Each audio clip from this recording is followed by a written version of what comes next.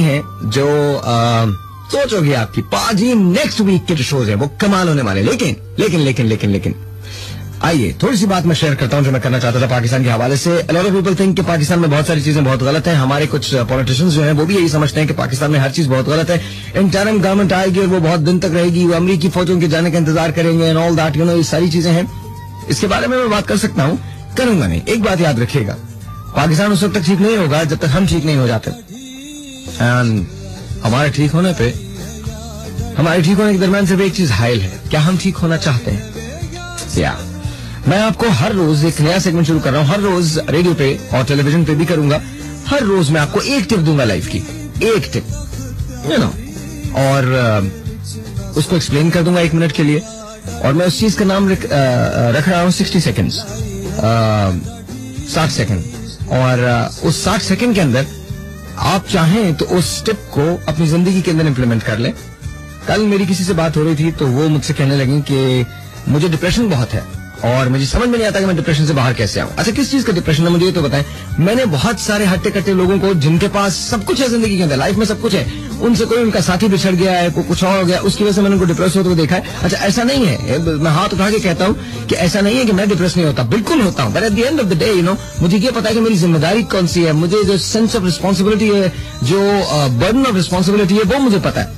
So what you have to do is just believe कि जिंदगी के अंदर अगर आपको आजमाया जा रहा है तो इसलिए नहीं आजमाया जा रहा बिकॉज आप उस आजमाइश में पूरी नहीं उतरेंगी या पूरे नहीं उतर सकते। आपको आजमाया ही इसीलिए जा रहा है क्योंकि आप उस आजमाइश में पूरे उतर सकते हैं।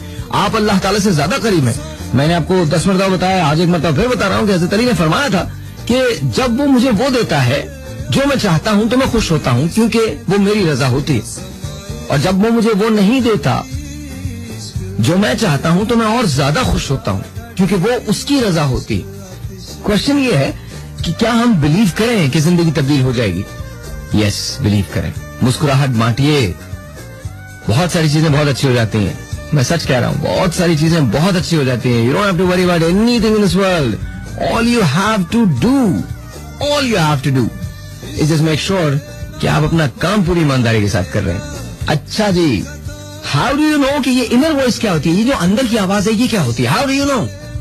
That's the question. सिंपल सा आंसर ये है कि जो अंदर की आवाज होती है वो आपके दिल से निकलती है। यस, लेकिन दिल के भीतर भी एक चीज रहती है। अक्सर लोग कहते हैं कि हमारा जो लाशऊर है, जो तहत शऊर है, वो हमारे जहन में बसता है। सोच लीजिए, नहीं, आपके दिल के किसी गोशे में छुपा होता है वो शख्स जिसे कोई नहीं जानता सिवाय आपके, ऑफ कोर्स, या खुदा को पता होता है। उस शख्स को खोजने की कोशिश कीजिए। उसका हौसला और होता है, उसकी चीजों को देखने का अंदाज और होता है, उसकी दुआएं और होती हैं, उसकी मुनाजातें और होती हैं, उसकी इबादतें और होती हैं, उसका रंग और होता है, उसकी फिक्र और होती है, उसका जिक्र और, उसको मतलब हर चीज डिफरेंट होती है उसकी।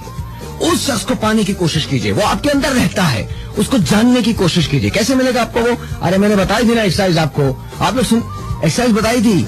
आईने के सामने खड़े होकर पुतली के पीछे उस आदमी को ढूंढने की कोशिश कीजिए। You'll find him, you'll find her. All you have to do is just look for him or her, and you will be able to find. आपको इसको कहते हैं, अब मैं आपको इसको आसान वर्ड बता दूं, इसको कहते हैं सोल सर्चिंग। आप कमजोर हो सकते हैं फिजिकली, आपकी सोल कमजोर नहीं है, और अगर